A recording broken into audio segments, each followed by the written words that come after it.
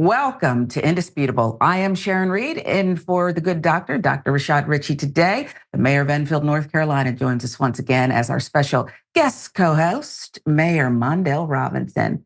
The yellow looks good. You look good, Mayor. Thank you so much. I'm trying to keep up with your energy. Well, we'll see about that. But your sunshine, well, you're always shining so bright. And because you are the mayor of Enfield, North Carolina, this first story, I want to kind of see what you think about it. All the stories today, but this one in particular. Mayor threatened in voicemail left by law firm staffer. According to NJ.com, at a December 11th news conference, Mayor LaDana Thomas of Penns Grove, New Jersey, says she has been a victim of attacks from a local law firm staffer who not only threatened her, but called her racial slurs. She'd go on to play audio of a February 2021 voicemail allegedly made by the Lento Law Group's firm administrator, one John Groff. Now, the New Jersey Globe reported the recording as saying, quote, "I'll be damned if I'm going to have some black effing B. Okay, tell somebody that it's my effing fault, that she don't know what the F she's doing. But I'm going to tell you right now, I'm going to destroy her. I'm going to effing destroy her." New Jersey Globe with the inflammatory details there. That's the reporting, folks. That's the reporting. So you have two players in this now, one unwilling, the other is the alleged perpetrator of this. According to NJ.com, Thomas, who won her first office bid in 2019, was recently reelected as mayor in November and is the first woman to hold the position. During her campaign, though, ex-mayor John Washington, pictured, challenged Thomas's decision to be listed as an independent, resulting in her being considered a write-in candidate. The Lento Law Group represented Washington when he filed the motion. Additionally, last month, when Republican candidate Louis Pasquale challenged Thomas's win in court, he too was represented by the Lento Law Group. Last week, a Salem County judge granted Thomas's motion to dismiss the Lento Law Group as Pasquale's counsel, citing a conflict of interest. The judge also lifted the temporary hold on certifying Thomas's write-in victory over Pasquale, though that ruling could continue to be challenged in court. Now, the voicemail and a string of other concerning calls were left for Richard Rivera, the town's current police director. Rivera stated he had notified the state attorney general's office and the FBI following the incident more than 2 years ago, but he didn't get a response from the AG's office until earlier this month. The alleged calls came after Thomas cut ties with the Lento Law Group, which served as Penns Grove's attorney in 2021, citing Groff's criminal past as a determining factor in her decision. Lana Blackstar with the reporting here. Groff, the law firm's administrator, has an extensive rap sheet that includes as many as 8 convictions of various offenses, including check and insurance fraud. 2016, Groff was accused of promising to keep a Camden man out of jail in exchange for sex with both him and his girlfriend.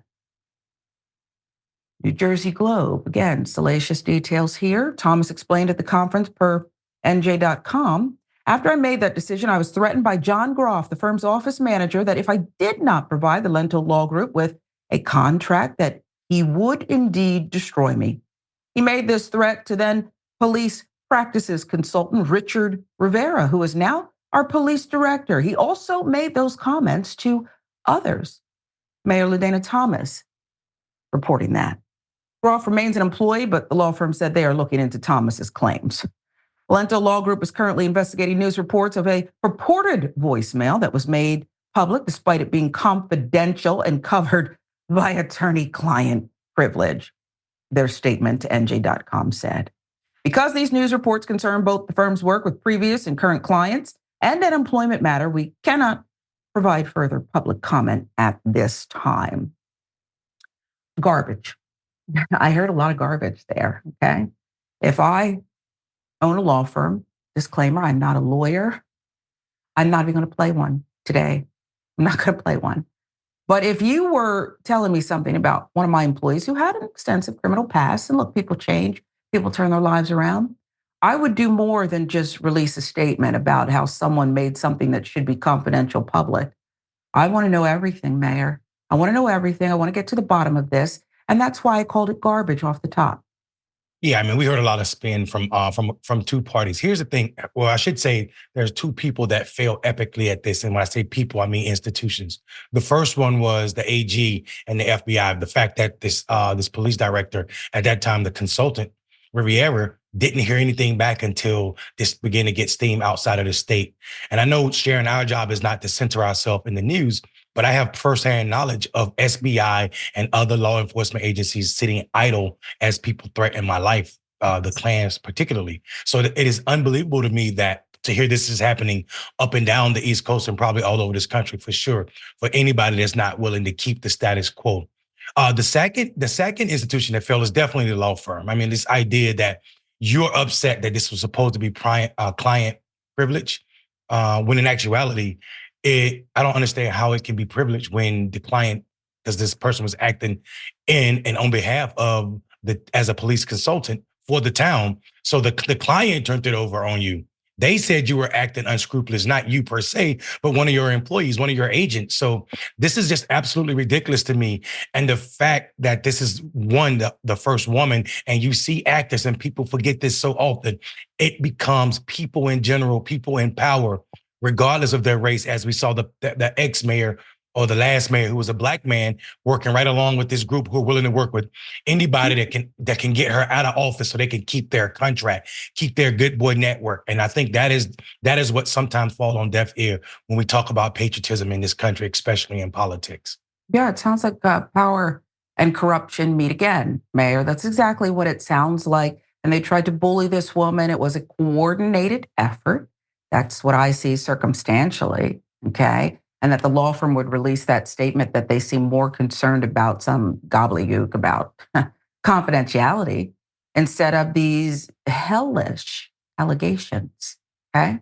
And that's why I thought, well, what better person to have on today? I hate that you have gone through any of this, but the fact that you have, and here we see just a little further to the north, another mayor going through something that has some similarities. You're the perfect person to give us the context here. I'll give you the last word, Mayor, because I people always want a story to have a beginning, a middle, and end, a resolution, if you will.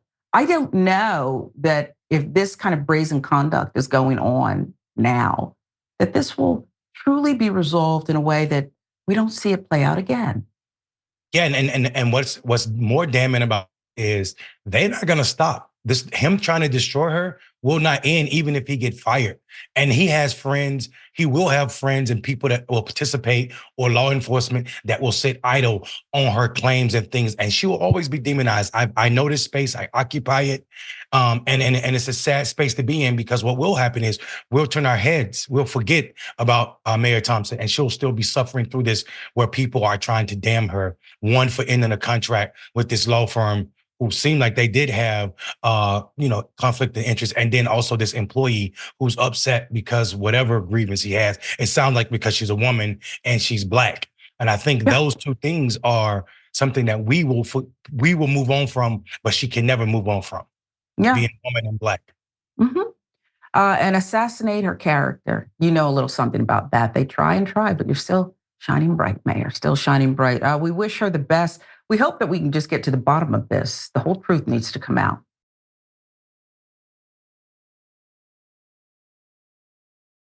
Remember the story we told you about?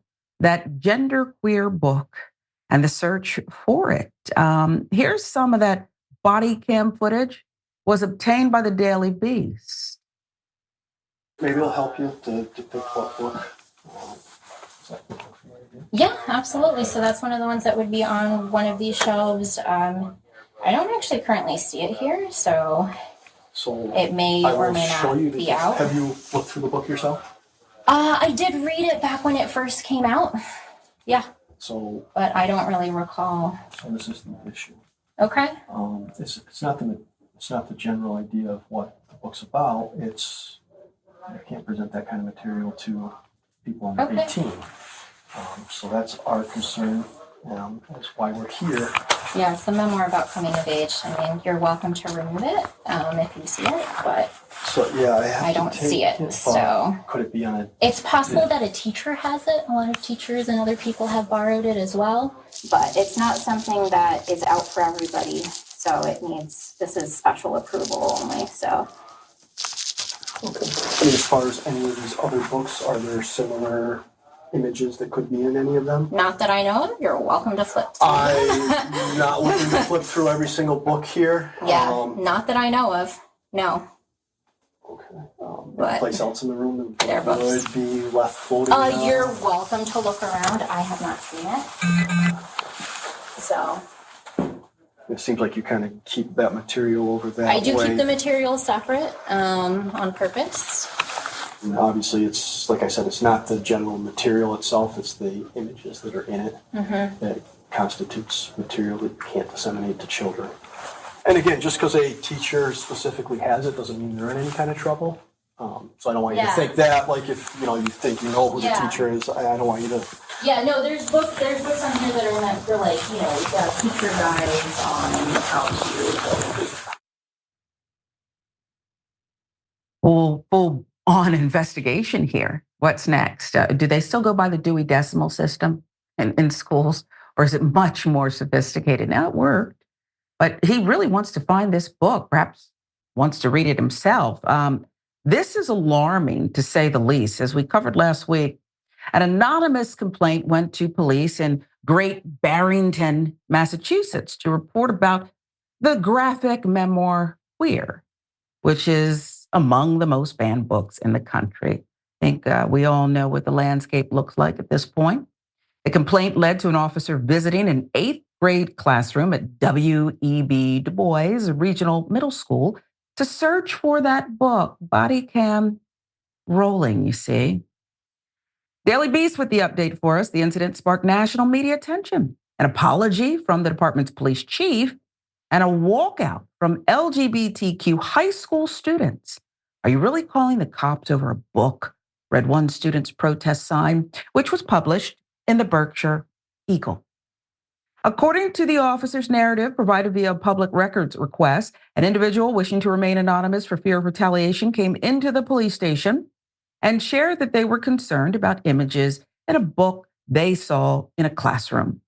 The police department kept the reporting party's name confidential in the incident report, but did not extend the same courtesy to the English teacher.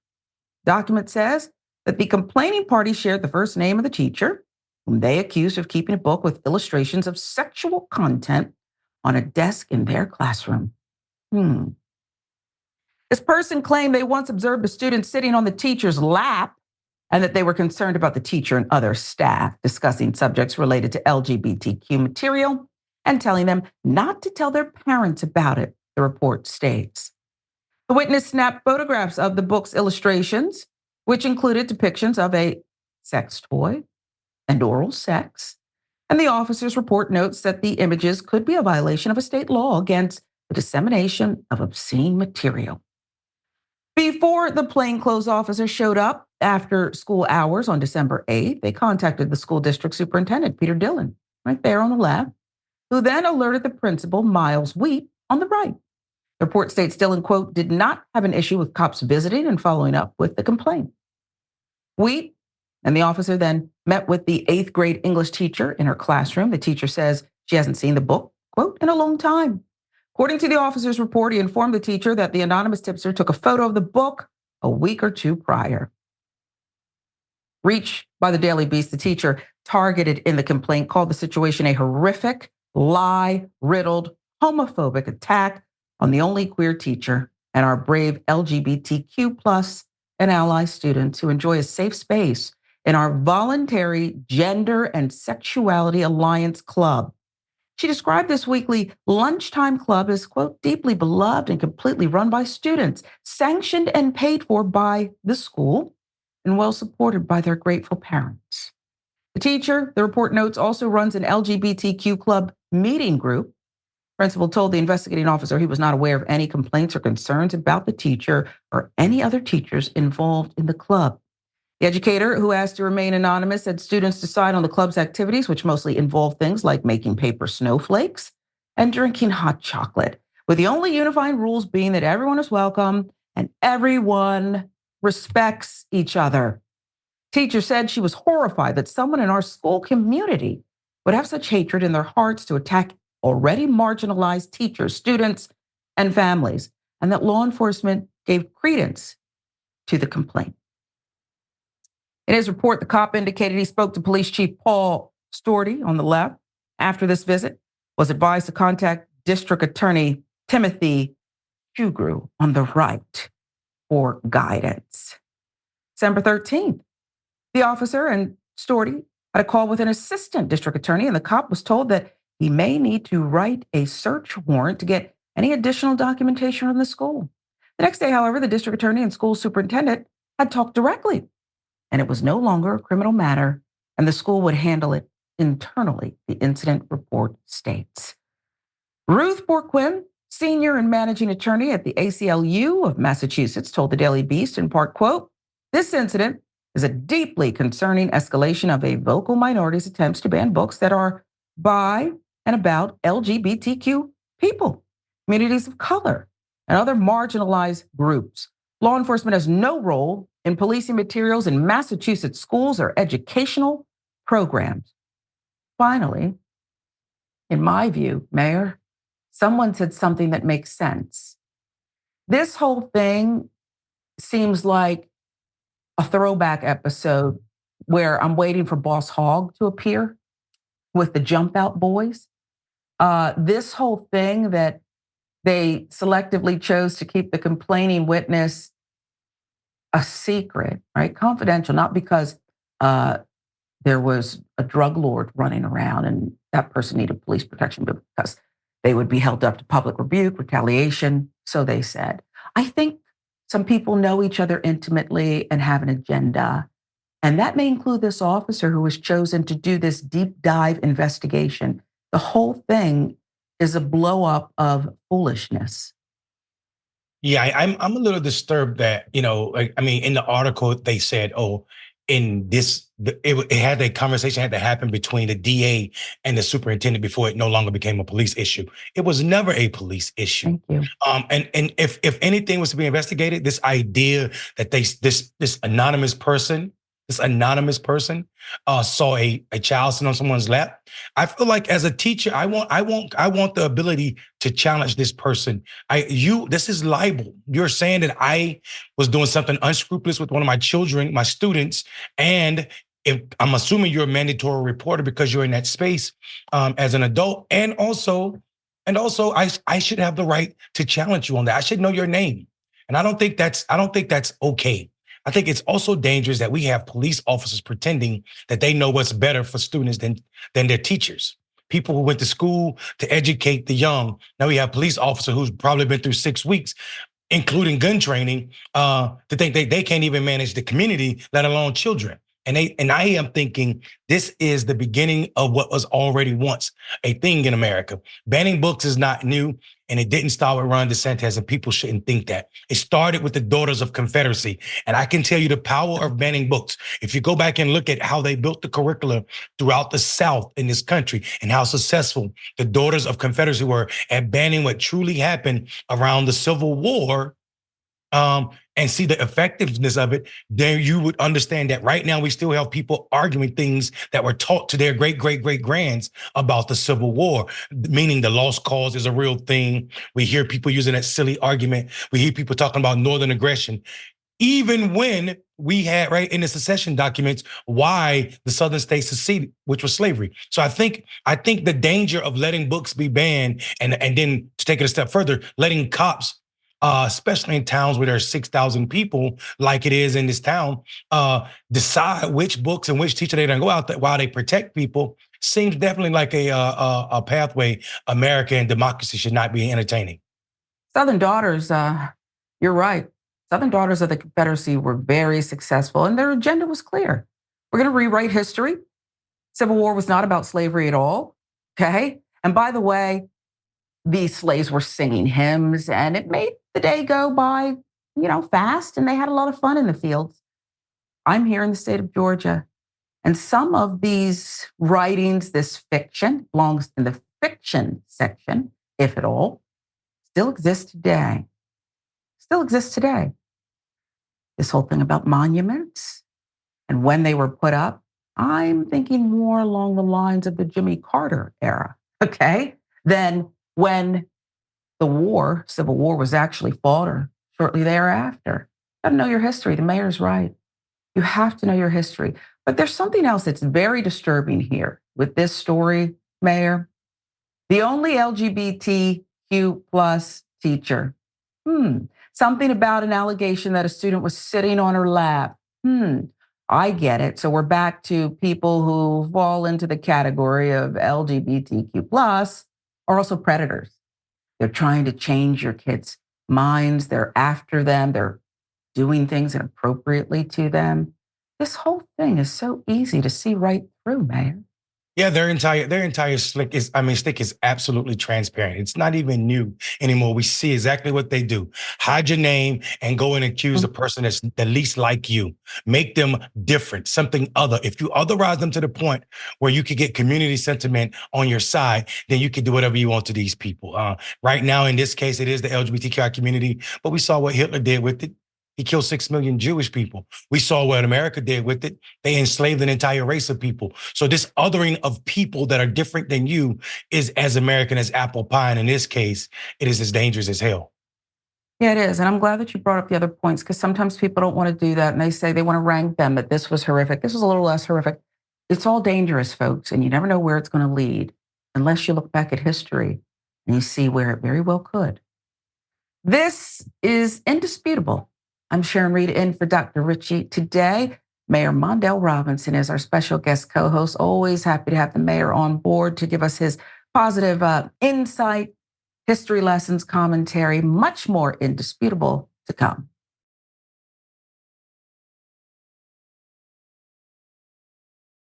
Welcome back to Indisputable. I am Sharon Reed, and for Dr. Rashad Ritchie, who has earned some much needed time off, the mayor of Evansville, North Carolina, joins us today, Mayor Mondale Robinson. And Mayor, what do you say? Let's get some comments going here and see what people have to say about our first couple of stories. Some real doozies, especially that last update on W.E.B. Du Bois school there, where they were searching for that book, full-on investigation. And we're learning more, perhaps, about who was actually behind this, or the kind of person, I should say, who should be behind this. Viewer comments now. TYT member over 9,000 says, Sharon and Mayor Mondale, making me thankful for Thursday. Have there been any positive changes in your dealings with threats, Mayor? Because, again, that first story about mayor in New Jersey who was dealing with these threats, she's going through it. And unfortunately, Mayor, that's something that you know all too well. But people do want to make sure that we know you can handle yourself. But have there been any updates that you can share? Yeah, I mean, the last update was I think the last update I gave on the show was the SBI interviewed me. They came in and interviewed me, and they told me like they were just trying to get it over with and hand all the information over to the DA. But this is after we were talking about it on this show, because they said they were going to bring charges against me again after they dropped the first charges because they couldn't do anything about it. So it's always, like I said, like what happens and what we hear about is not the end for that elected official. And that's the sad. It's the sad part, but I think it's a good thing. It's a great thing that you provide open transparency, because it's got to be a scary situation for your family. I know you're fearless, Mayor, but these ongoing threats that seem to be coming rapid fire from everywhere. But it's important that you share, because I think that also helps, not just with us and your fans who want to keep up with you and believe in you, but also holds them accountable. So thank you for sharing that. Next, TYT reporter, this is what happens. This is about the body cam, the footage, the update, that book, looking for it. Someone else we will never stop following, doggedly so, because they're everywhere. They're growing, multiplying, if you will. And they too are fearless, sadly. But we have to stay vigilant and kind of just smoke them out wherever they are. I wish Karen would. You want to call the police on them for having a barbecue on a Sunday. I feel free! Back off! I'm going to tell them there's an African-American man threatening my life. Go ahead. Yeah. Perfect. Cool. Me too. Perfect. And I get paid. Good. And you're about to be fired. That's what you're about to No, be. I'm not. Oh, yes, you are. No, I'm not. Yes, you are. Is that mine? Can I get a straw with that, please? Yeah, sure. Thank you. She won't budge. I appreciate you. Can I get a receipt as well? With the dumbass's name on there?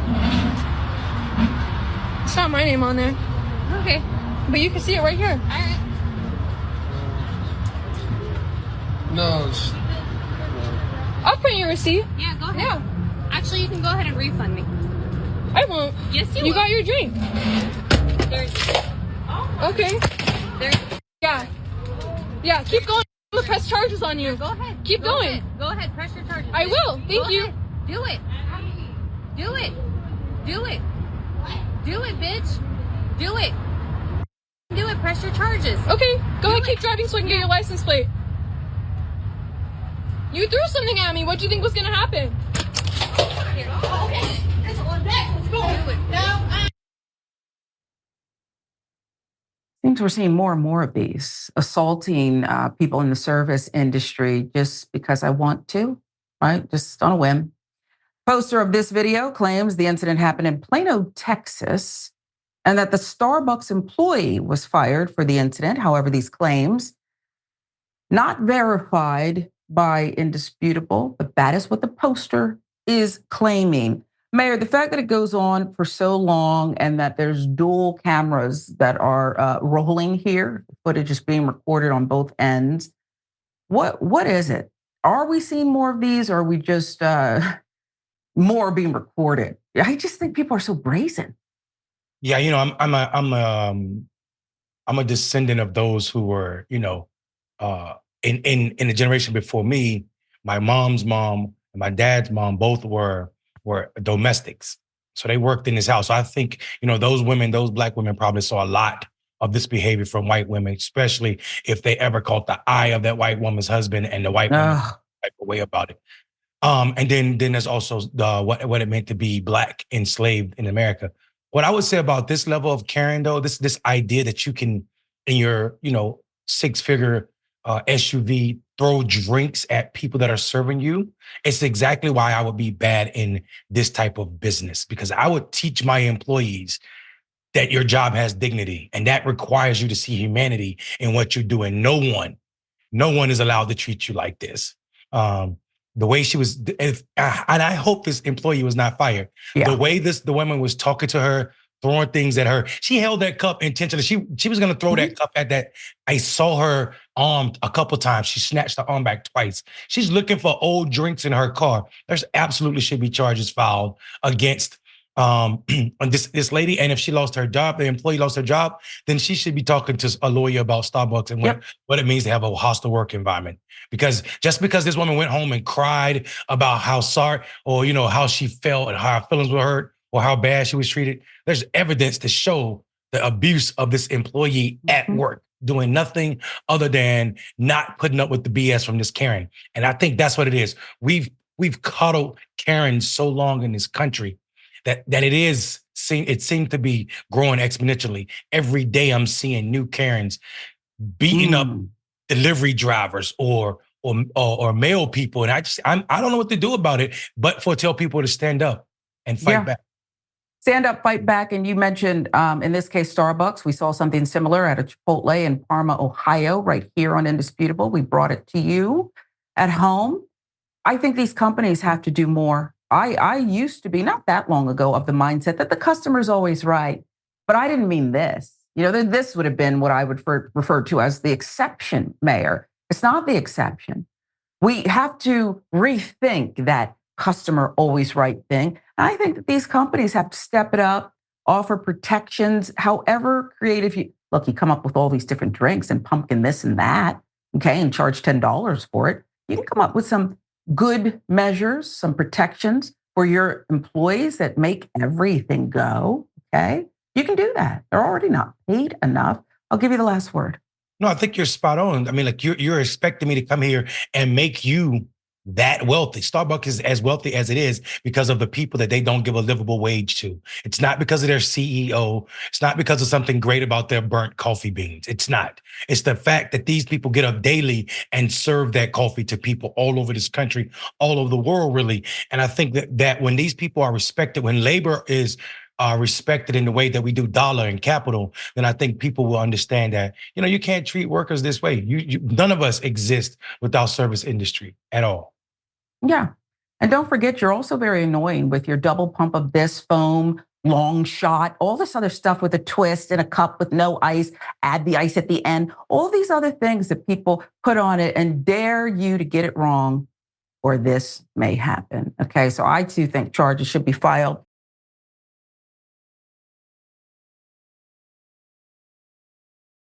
And we all have to come together and fight this. Anti-Karens unite. You're screaming at employees at Walmart. Get out of here. Not racist. Yes, it is. No, it's not. The United States doesn't have an official language, jackass.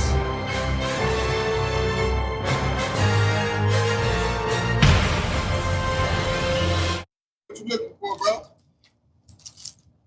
Hey. What you looking for, bro? You don't live there. Huh? You don't live there. What you talking about, buddy? I know who it is. It's a woman that live there, bro. Ain't no dudes live there. Buddy, I lost my key. That's what I did, buddy. Bro, you don't have to move around, big homie. The what? You don't live there, bro. You don't live there, bro. You need to move around, bro. Okay, I'm coming around right now, dog. Huh? I'm coming around right now, dog. Hey, now you gonna have to move around, bro. You ain't even live there, bro. I'm getting the cost right Real now. talk, bro. I'm gonna let you know. Hey, I'm gonna let you make the choice, bro. Why? Cause you don't live there. Get out them people's door, bro. That's my house, buddy. That's not your house. That's my house right there. That's not your house, big homie. Oh, man. All right. Huh? That's not where you live at, big homie. Okay, figure it out real quick, buddy. Right. Hey, bro. Hey, bro, you don't have to move around, bro. No, I'm not moving around nothing, buddy. It's my house. I ain't That's not moving nothing, that's not buddy. where you live, bro. That's gonna get you hurt, bro. Why? That's gonna get you hurt because you don't Why? live there. Why? You don't live there. What? I got it. Sloppy and belligerent. Sloppy, drunk, belligerent. Okay. You almost wouldn't blame someone for not getting involved, maybe just peeking out the window, especially, a Black man. May not want to get involved because you know what happens. The lie becomes the truth and the real perpetrator becomes the victim too often. We'll see what happens in this case. There's more. So you might want to move away from my daughter. Yes, somebody beat the door, though. But I'm telling you now, I got a gun, so this ain't your. Man, I'm trying to tell you, somebody trying to break in my door, I'm trying to tell you. But you at my house, and I have a gun. Okay, 7921, man, 7921. This is not 7921. I'm telling you now, I have a gun. Okay. Get shot, you better get away from me. Okay, I'm outside, I'm not even. You ain't at your house, bro. You drunk. This is my house, homeboy. That's not where you live, baby. You drunk, Okay, bro. all right. Yeah, move around, bro. I ain't gonna move around. It's all women that live here, bro. I don't do that. So you gonna have to move around, bro. Wear your shoes. Get your shoes. Get your little shit on the ground, man. Move around. Dude, what the f is going on with you, man? I'm gonna show you. Better listen to him if you don't want to get shot tonight. Don't do that, bro. That's dangerous, man. All right, but this is my house. This is my house. I'm calling my brother. That's it. That's it, man. There, bro. Good night, brother. Don't live there. This is my house. It's not your house, bro. I'm finna listen to myself. Vai pure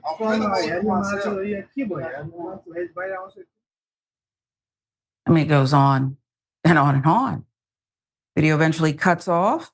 After back and forth between the neighbor and the man, it's unclear when the man left the woman's porch. In the comment section, the neighbor explained why he stood up for the woman. I couldn't live with myself if I sat and watched something happen while waiting on someone else to intervene, he wrote. So I had to let Buddy know to move around. And a Black Star with the details here. This is so disturbing because as I said, Mayor, it went on and on and on. And in this case, I also was struck, and I wonder if you saw it too, by how much grace they showed him.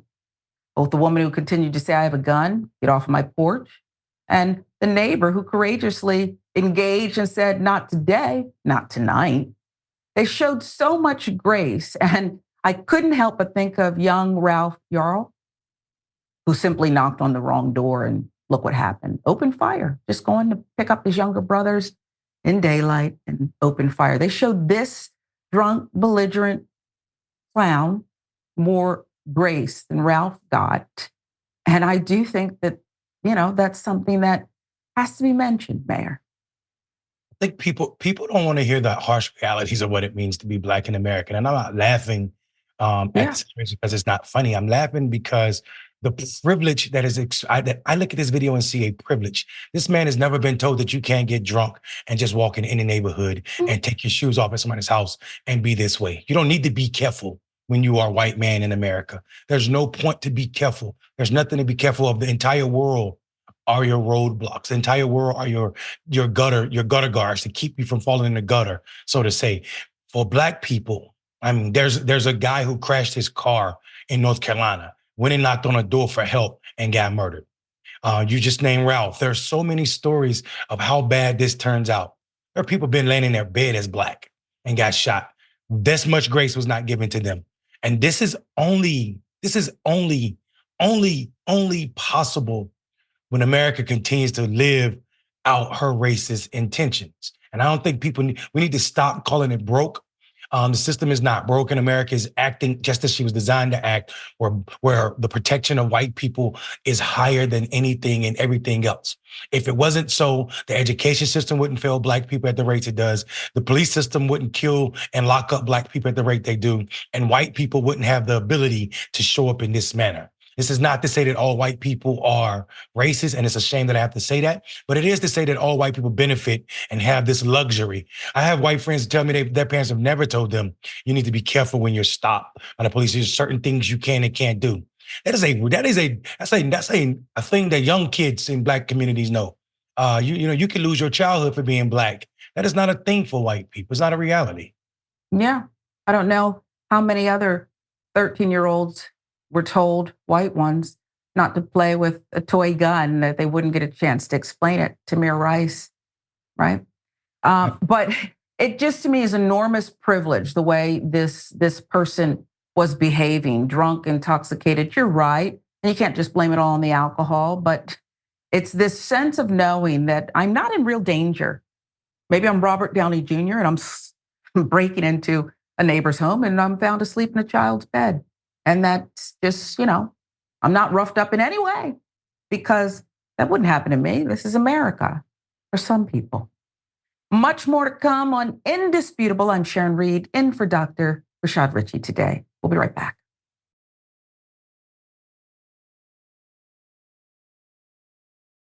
Three cops in the 2020 death of Manuel Ellis. Let's give you the details on the update. The three Washington State police officers found not guilty of all criminal charges in the fatal arrest of Manuel Ellis.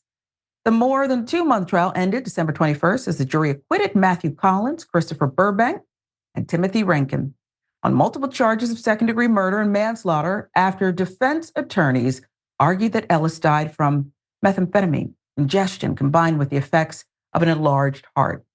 Where have we heard this before? Wonder if he had not encountered them, if he'd still be alive with his enlarged heart and perhaps some meth use. We'll never know, will we? Let's give you a reminder of the incident.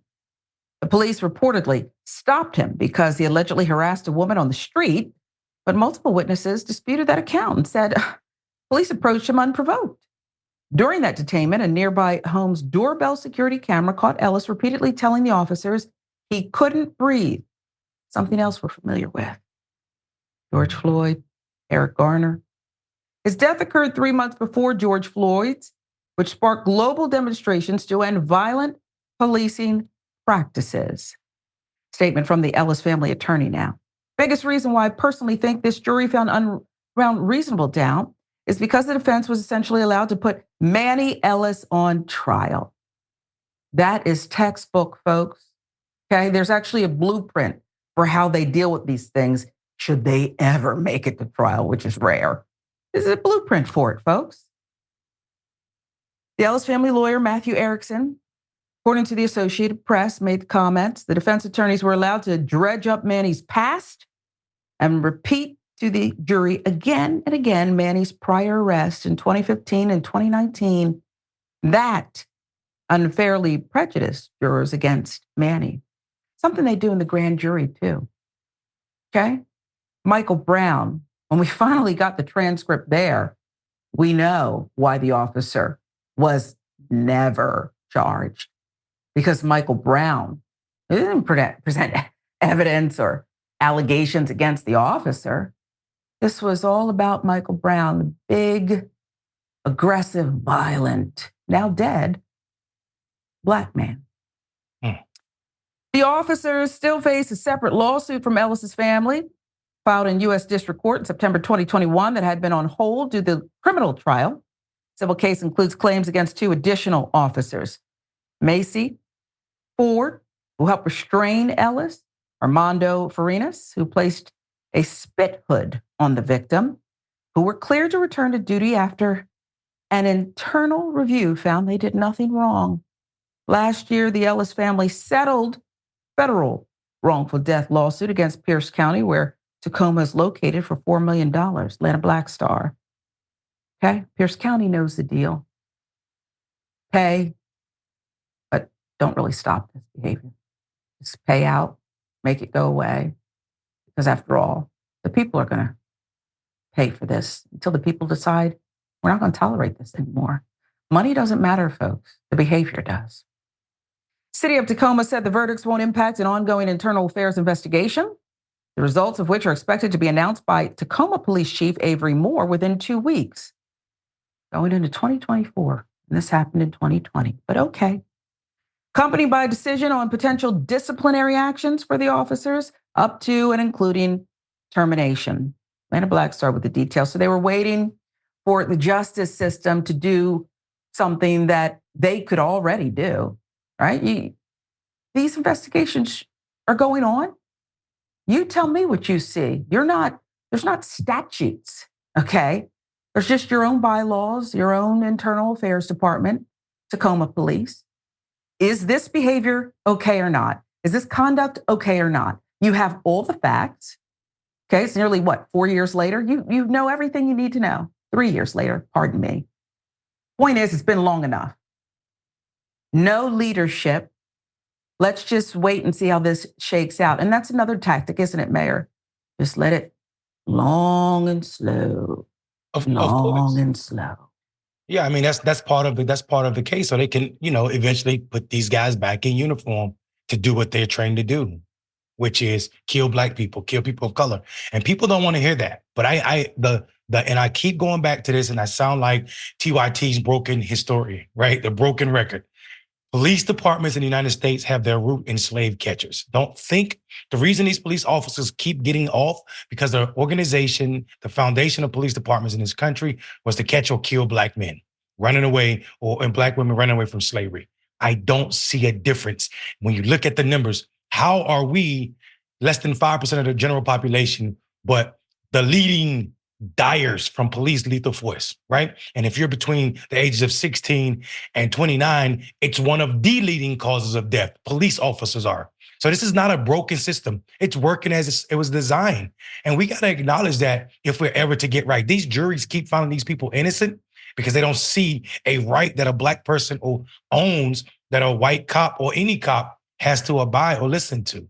The third cop that showed up, walked up and just put his knee on this man's back, whose hand were already up this is what was said from people, eyewitness testimony.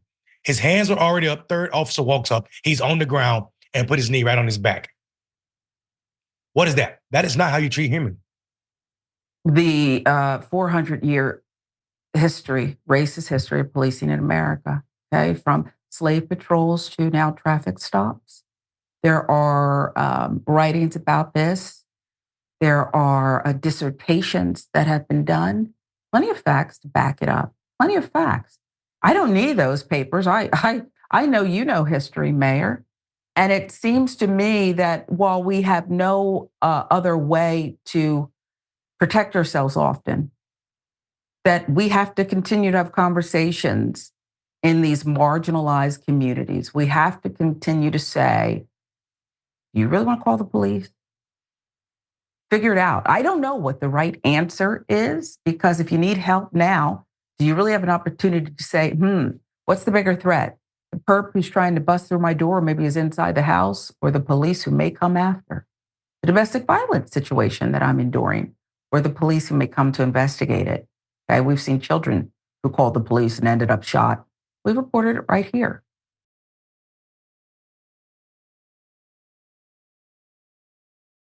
I'll give you the last word, Mayor. It's just so disheartening that they keep being, if it goes the distance, they keep being found not guilty, reasonable doubt. There always is when a Black victim is involved here. And I do say victim. And there's another horror in there too, right? The fact that, the fact that taxpayers end up paying for this negligence. Millions and millions of dollars paid in settlements over and over again. Mm-hmm. Basically saying that, we are liable as taxpayers for the incompetence of these cops or the racism of these cops. But don't worry, they're still on the force. Yeah. And I think for so many people, and I still want to believe most people are decent. Doesn't mean that we don't have a problem with privilege and people not even realizing that they do have privilege, but most people are decent. But we've got to bring our heads up from busy lives, no fault of our own. I'm not placing blame. And we've got to really study this game that's going on, okay? Because we become outraged. We see the headline on the news that's not even reported correctly because it's reported from a point of view of privilege most of the time, okay? I've been on the inside. I can tell you this most of the time. Well-intentioned people who don't even get the things that they're writing and saying and reporting on the news. We react to it and say, oh, that's terrible. Oh yeah, no, taxpayer. No, you really need to look under the hood and study how your taxes go up. If you can't just open your heart and see this as a moral compass issue, see it as an economic one too. I'll take whatever I can get at this point. We will, because this must not continue. These private payouts, because people really don't remember the payouts, and people who lose their lives, and then they're put on trial. Let's get the prosecutors who think this is a great tactic too. That's about moral compass and protecting all people. If you go into this industry as a prosecutor and you value certain people over others, and this could even be, by the way, a prosecutor of color who's trained in a system, because it's about the system, not the person, okay, who's just plugged into the system. We have to learn our history and then see and do it honestly, by the way, see where we end up after we take an honest look at what really happened, because that'll show us how we got here. Am I wrong, Mayor? You're not wrong at all. I'll tell you something else as well. You're talking about taking a look at prosecutors. You remember talking about this, attacking cases in this manner or getting rid of cops and also prosecutors who are showing up in a way that's not productive to community, treating people equitably, became a huge thing for George Soros. And when he started supporting the ideal of progressive DAs and judges, that's when he started getting, this anti-Semitic hate from the right and other people about his control over politicians on the left. And I think people should be aware of that, because what we were actually doing with that work was going after these DAs who were excluding Black people from jury selection because of their hair, because of their name, because of their style of clothes. So we watched, for instance, a great example of this is Forrest Allgood in Mississippi, who was one of the worst DAs in the country, got put on the list as one of the worst DAs in the country for how he treated Black people in the 5-county area in Mississippi. And we got rid of him using that work. And I think people saw how effective it could be, telling people the truth about these prosecutors. And that work is kind of being tempered down now. It's not funded as much. So people don't want you going after DAs. They want you to keep talking about settlements, and that's it. Yeah. You're absolutely right. They don't want you going after these district attorneys unless they're prosecuting 45. Okay, then they, might be politically motivated. Got to get her out of here. The Georgia legislature is on her butt. Okay. Well, listen, the pint-sized prosecutor, Fonnie Willis, she's not going anywhere. Okay. We're going to see what happens. A lot of mistakes were made A lot of time delayed there, but we'll see what happens. But you're absolutely right. We've got to open our eyes and do the homework and see if we can do better as a result.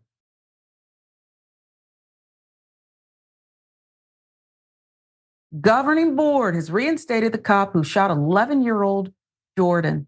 Barely look at his face. He's just, wouldn't you love a son like that? I would. I would. How does a little boy like that get shot? Let's give you the reminder. According to Atlanta Black Star, governing board in Mississippi has voted to reinstate police officer Greg Capers, who was suspended after he shot 11-year-old Darian Murray, who had called police to his home earlier this year to help resolve a domestic dispute involving his mother. During a special session, the city of Indianola Board of Aldermen voted 4-1 to clear the way for Sergeant Greg Capers to return to duty more than 7 months after the incident. The board also voted to prohibit the release of police body cam footage of the incident. Whose side are you on? That's just my simple question. Whose side are you on? I'm a member of the public and it's too painful and I don't want to look at it. That's my decision. But in an open society where you're supposed to protect everyone and you're working for us, that's not your decision. At least it shouldn't be.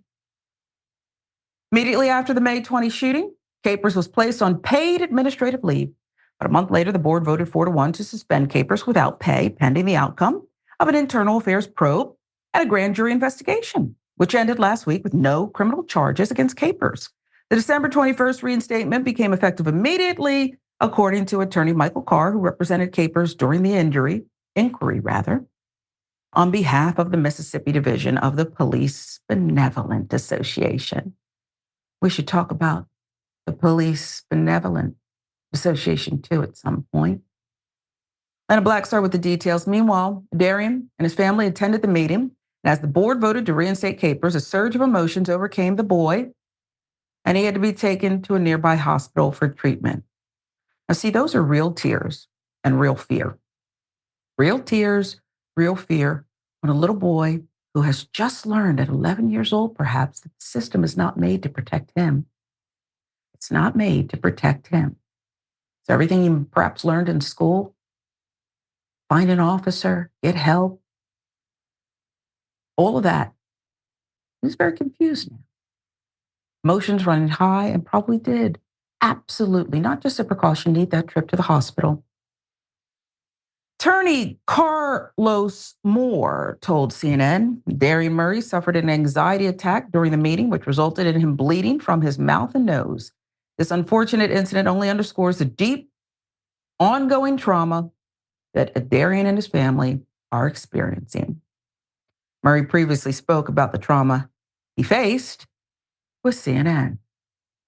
He said, everybody come out with your hands up.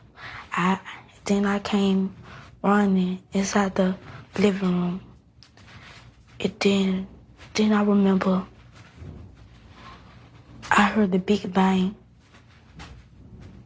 Then I just remember holding my chest. As he laid in his mother's arms, bleeding out from a gunshot wound, 11-year-old Darian Murray was so convinced he was going to die, he began to pray to God and sing gospel songs. I was thinking like I'm going to die. Tell my whole family. Tell my teacher. I say I'm sorry for what I did. Darian's mother says he developed a collapsed lung and suffered fractured ribs and a lacerated liver due to the gunshot wound. He spent days in the ICU at the University of Mississippi Medical Center in Jackson, needing a ventilator to breathe. It came right here. More than a week since the shooting, he is remarkably in good spirits, but says sometimes when he's alone with his thoughts for too long, he has nightmares. Sometimes I can see myself laying inside the coffin. Them are my thoughts at night, my only ones. And sometimes I think people are watching me.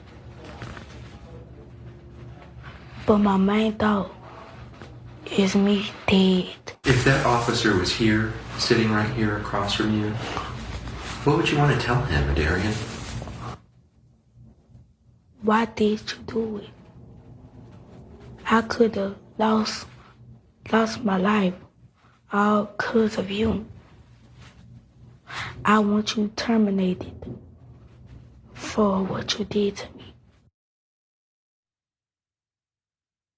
As a journalist who's interviewed so many people, I can tell when someone's been coached. Not this kid. There's a lot going on, a lot of thoughts, and with all due respect to the reporter, it's a comprehensive report, but I don't see an 11-year-old who's, quote, remarkably in good spirits. I see an 11-year-old who's forever changed and will never be the same again. Already traumatized by a domestic violence situation, and history tells us it had to be going on for perhaps some time in his life. He'll never call the police again. That is my prediction. And why would he? No one's in trouble. The officer, and again, it doesn't matter what color the officer is, it's about the system and who gets the benefit of the doubt, how quickly they act. They're beyond reproach. Officer probably even got back pay. Okay, you got to understand how these things work. They look good in a little newspaper heading and reporters who don't do much digging beyond it. But you got to understand how these things work. Probably got all the back pay because they don't want to set a precedent here for anything less than the officer shall be exonerated. A little boy forever changed. Who could he have been had this not happened? I think about all these things, Mayor. Yeah, my first job was the Marine Corps, the United States Marine Corps. And this kid sounds like some of my fellow Marines who've been in war. He was shot at 11. Why does a kid know what that big bang and then the next step to hold the bullet wound? How is that okay in this country? How do you know that this child live in this town in Neola and also have that cop still serve? Where is the thought for what this kid, the trauma? This is the epigenetic trauma I've talked about, what it means to be Black. Not to mention, when I heard this kid say, I just saw myself in the casket, all I could think about is he lives 30 miles from where Emmett Till was killed in Drew, Mississippi. Indianola is 30 miles up the street where 14-year-old Emmett Till was murdered. And it does not look like there's any different right then. Back then, the Mississippi State Bureau of Investigation investigated that. This time they had an internal probe, and then both of them gave us the same outcome. A little Black boy shot and could have been killed. And in one case, the little Black boy was killed, shot several times, and then a lot of other things. But what we see is Mississippi, Dixieland, America, from Canada to Mexico, damn sure don't care about little 11-year-old boys. And if they did, there's no way this guy would be an officer anywhere in this country. Yeah, you said it so well, so eloquently. You know, there's this saying, Mayor, where health is wealth. You know what else is wealth? Hope. Not only do you shoot my baby, okay, a great kid. Could you not tell the things he was talking about, thanking and apologizing to his teacher for whatever he did? Really? This kid? You shot him, and then you told him he didn't matter. You shot him again in the system. Where's the hope? Why should I work hard? Why should I dream? That's the biggest fear here, okay? He knows very well it could happen again. That's why he pictured himself in a coffin. He believes he dodged death this time at age 11, having done nothing wrong.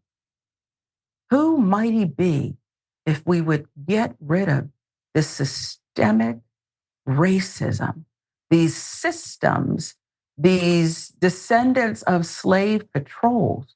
Who could he be? Maybe he will cure cancer. Maybe the next time we have a pandemic, he could be the one to get that vaccine. Who could he be if you would just lift this burden from him and the rest of Black America? Couldn't we all benefit? I mean, I'm being too hopeful, Mayor. I'm being too dramatic, perhaps. But that's just the way I think about this really disgusting stuff.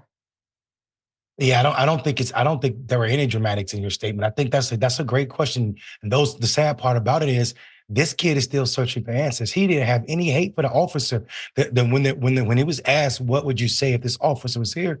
He didn't say, I would say, I hate you or I wish you were gone. He said, you deserve this, have consequence to your actions. You shot an 11-year-old unarmed kid who called you for the protection of his mother. You shot him. And you still get to keep your job. So this kid is asking for why. Now we've built another black man, a little boy right now, but that will become a black man that cannot sit alone in his room with his own thoughts from the fear of thinking about death. Mm-hmm. And he's learned that. And we don't believe America is broken. And he's learned that he doesn't deserve justice, not in the American way. This is indisputable. I'm Sharon Reed in for Dr. Rashad Ritchie, Mayor of Enfield, North Carolina. Mayor Mondale Robinson is our special guest co-host today. We're right back.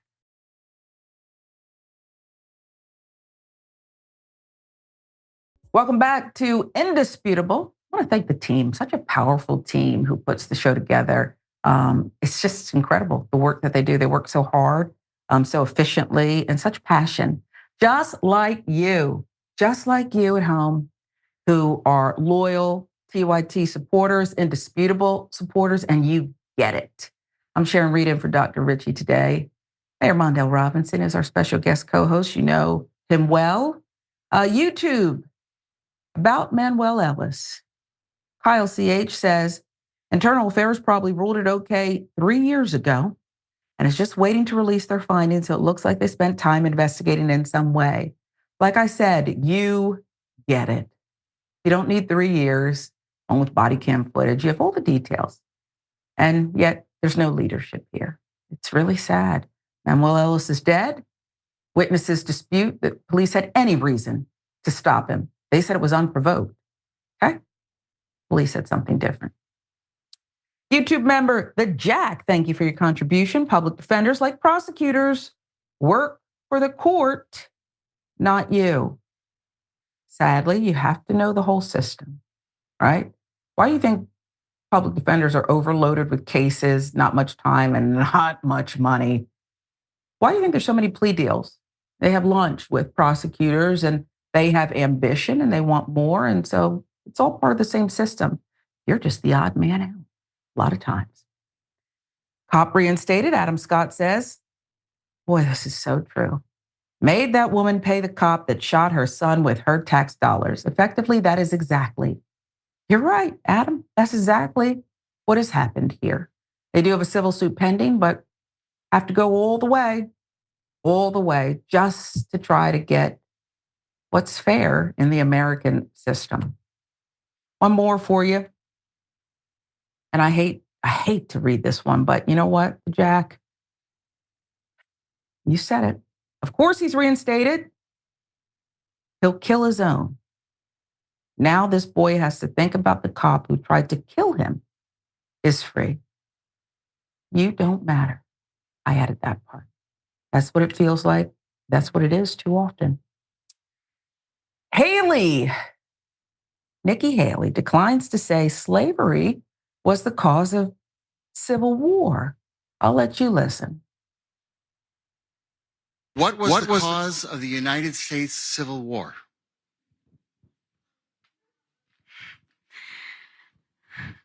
Well, don't come with an easy question or anything. I mean, I think the cause of the Civil War was basically how government was going to run, the freedoms and what people could and couldn't do. What do you think the cause of the Civil War was? I'm sorry? I'm not being president. I want to see your view on the cause of the Civil War. I mean, I think it always comes down to the role of government.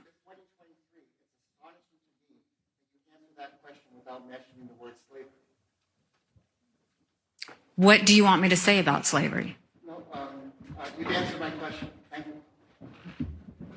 Next question. When you think about the highest office in the land and who you would like to lead it, all the people, I just want you to remember that answer. Okay? It was brief, incomplete, deflection, and then a little belligerent at the end. How dare you ask me I mean, to me, this is the softest question in the world, teed it up for her. You're running for governor. I mean, you're running for the presidency, Governor Haley. And you don't want to answer that? Are the people before you, the people who support you, the people who support you want so fragile that you can't talk about the Civil War and slavery, the big elephant in the room? Okay? You can't talk about that, and you want to be president of the United States. I can't even use a word like transparency. Haley, the former UN ambassador, South Carolina governor, was appearing at a town hall event in Berlin, New Hampshire. Everybody wants to be in New Hampshire. When asked that question, the exchange took place roughly an hour and a half into the town hall event. I noticed the smile too. She smiled as she walked back and began to think, okay, how am I going to dodge this one? What are you smiling about? It's a very serious subject, one that altered the course of history in this country. Not enough, apparently. Haley was governor when South Carolina removed the Confederate flag from government grounds in 2015. That was following the shooting at the Emmanuel African Methodist Episcopal Church in June 2015. Prior to then, she defended states' rights to secede from the United States in a 2010 interview with a local activist group, as CNN reported, Politico, with the reporting there. Let's jog your memory further with a clip from that interview. What's your belief about the reason the Civil War was fought? I mean, again, I think that as we look in government, as we watch government, you have different sides. And I think that you see passions on different sides. And I don't think anyone does anything out of hate. I think what they do is they do things out of tradition and out of beliefs of what they believe is right. I think you had one side of the Civil War that was fighting for tradition, and I think you had another side of the Civil War that was fighting for change. You know, at the end of the day, what I think we need to remember is that, you know, everyone is supposed to have their rights. Everyone's supposed to be free. Everyone's supposed to have the same freedoms as anyone else. So, you know, I think it was tradition versus change is the way I see it. Tradition versus change on what? On individual rights and liberty of people. Except for Black people. Come on, knock it off. Except for Black people. And I really hate, Mayor, that while I appreciated it at the time because just wanted it to end and for certain things like that flag to come down in South Carolina, I hate that she gets so much credit for what she had to do, basically. And when did she finally do it? When the blood of 9 Bible study Black churchgoers got blown away inside the place that they worshiped. And now we're supposed to believe that this was great courage by a leader who won't even tell the truth about the Civil War, why it came to that, won't tell the truth. I'm disgusted in 2 ways, Mayor. Number one, as someone who's been in media for my whole adult life, and it was trained people, I know I could have trained her to give an answer that could have given her what she wants, which is to hold on to a basket of people who perhaps aren't worth holding on to, but she needs them to win, and could have allowed her more dignity. But I'm also disgusted because I wouldn't want to train. I wouldn't want to do that, okay? Because I really need to know who you are, and this is who you are. You don't care about me. You don't care about a little boy who got shot by police and is getting no justice. You don't care. You just want that power, huh? By any means necessary.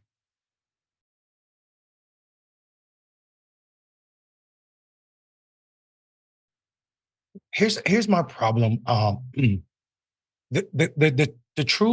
The true chronicling of this problem or this mistelling of history is not new for Nikki Haley, the politician, or I mean, she has a long history, as you just you illustrated 2010, 2015, 2019, 2023. What's amazing to me and what people are missing is who are the people that are offended by telling the truth that the Civil War was fought for slavery. Mind you that we are a country that supposedly honor our veterans, and those who seceded from this union killed more American soldiers than any other one war in the history of our nation. So how can you be patriotic and American loving and veteran supporting and afraid to tell the truth that all of those brave troops died for two things: slavery to end and also to keep the union together? That's it. That's it. That's it. So when in the interview, you see who Nikki Haley truly is. She is spineless. You want this endorsement of, and Politico is saying it should do better. Sons of Confederate is not a local group. Sons of Confederate is a national damn near hate group. They walk around talking about the Confederate is about tradition. And when she says the war was about tradition or change, she's using their language. It was not about which tradition. The tradition of owning Negroes, the tradition of owning Black souls is a tradition of reason they were fighting. So in 2010, when she said it, she was wrong. And then in 2019, when she did it again, she was wrong. After she said that the white man who walked in that church, Mother Emanuel, and killed those 9 people praying, when she said he bastardized the flag, and that flag to so many people in South Carolina means honor, and it's about history and ancestry. Yes, it is about honor. I mean, yes, it is about history and ancestry. Unfortunately, that history and ancestry is slavery. It's owning people. It's ugly and nasty. And the fact that she will not say that except for today. Yesterday, she didn't have the courage to say it in that town hall because she is spineless. That is not a leader. John McCain is the last Republican I've seen with leadership traits. When someone says something about Barack Obama being unpatriotic or whatever, he said, no, he's a great man with great morals. We just don't see the world the same.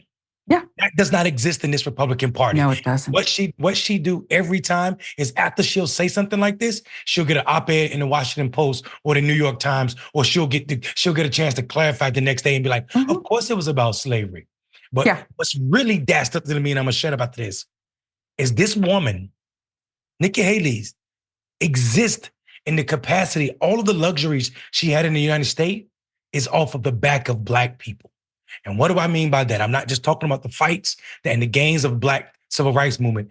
I'm talking about the fact that she moved to a community that was the supporting system in that community was an HBCU, Historical Black College, where her dad's money came from, that awarded her to go to college and stop calling herself Namarata and start calling herself Nikki so she can whiten up her image and run for governor. So the nasty part about this woman, what really pisses me off, is the fact that she stole from our community all of this resource and access that we are not awarded, and now she pretends our suffering didn't happen.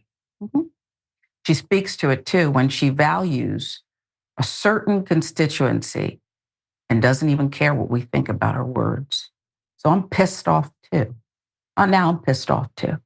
It's disgusting what she's up to. Absolutely disgusting, Mayor. And I also think that, there's this debate, she's got to be the alternative. Look how bad Trump is. We could have a debate about who's worse, but I happen to think that there's people who've written Trump off as exactly who he is. Perhaps not enough. And then you have someone who looks stereotypically more reasonable, looks like she's middle of the road, and therefore everyday Joes may give her a chance they wouldn't give him, which makes her perhaps more dangerous. We are out of time, Mayor. I'll give you the last quick word, and then you got to tell people where they can find more of your commentary. And I'd like to say history lessons too, because I don't feel like I'm even sitting in a classroom, but I learn from you every day. Well, yeah, thank you so much. Thanks for calling me, having me on the show with you. Just the last word on Nikki. I think she is more dangerous than Trump because she understands how the mechanism of government work, and we see that she's spineless. Trump's going to be Trump regardless. I feel like Nikki Haley will go with whatever the people around her tell her, and that could be dangerous. You can find me at Mondale Robinson everywhere on social media. Yep. He's all over the place. And keep fighting the good fight. Let us know when you need reinforcement, Mayor, okay? From the powers that be. You fight the powers, and we're right there with you. I'm Sharon Reed. Honor always to sit in the chair for Doc. Thank you for watching Indisputable. We hope you will stay loyal.